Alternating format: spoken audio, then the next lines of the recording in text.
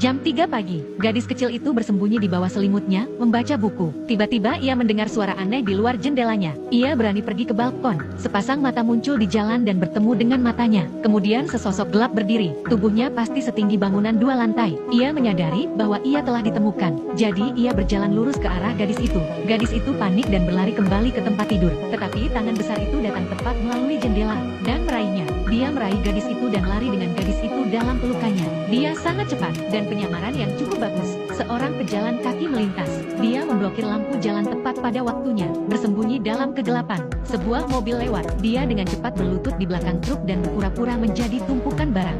Seorang warga keluar untuk membuang sampah. Ia berdiri di depan 2 pohon, tanpa merasa tidak pada tempatnya. Dia benar-benar berlari melalui lapangan. Dengan satu lompatan besar ia menyeberangi jalan. Sprint yang keras adalah hembusan angin. Ia membawa gadis itu melintasi pegunungan dan lautan, dan melalui awan petir. Akhirnya ia tiba di sebuah gua besar. Itu dipenuhi dengan segala macam benda aneh dan tidak biasa. Gadis itu tergantung di dahan pohon dengan selimutnya. Dia mengintip ke dalamnya. Di sini, seorang raksasa sedang mengasah pisau. Di sana ada sebuah jendela. Gadis itu mencoba melarikan diri, memanjat sepanjang batang pohon. Tepat saat ia mendorong jendela terbuka, ia terlempar ke dalam panci oleh raksasa. Gadis itu ketakutan. Raksasa itu mengatakan kepada gadis itu, ada banyak raksasa di luar sana yang memakan manusia. Tergantung pada selera mereka, mereka memiliki nama khusus untuk mereka. Me? You think because I'm a giant that I'm a man goblin cannibal?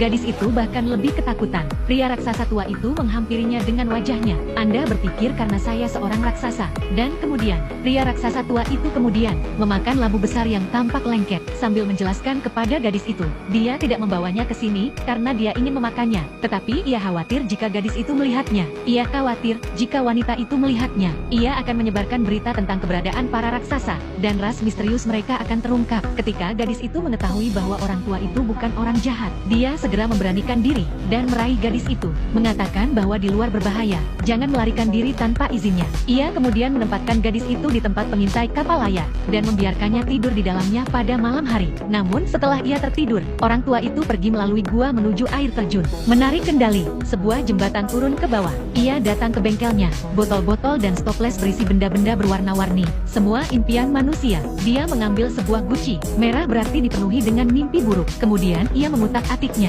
Ia memegangnya di atas kepalanya dan mengguncang-guncangkannya. Gadis itu tiba-tiba terbangun untuk menemukan orang tua itu terbaring tertidur di geladak. Ia membuka baut yang menahannya di tempatnya. Ia menyodok jendela dengan galak. Gadis itu berhasil melarikan diri, berlari melewati rerumputan yang lebih tinggi dari dirinya. Tiba-tiba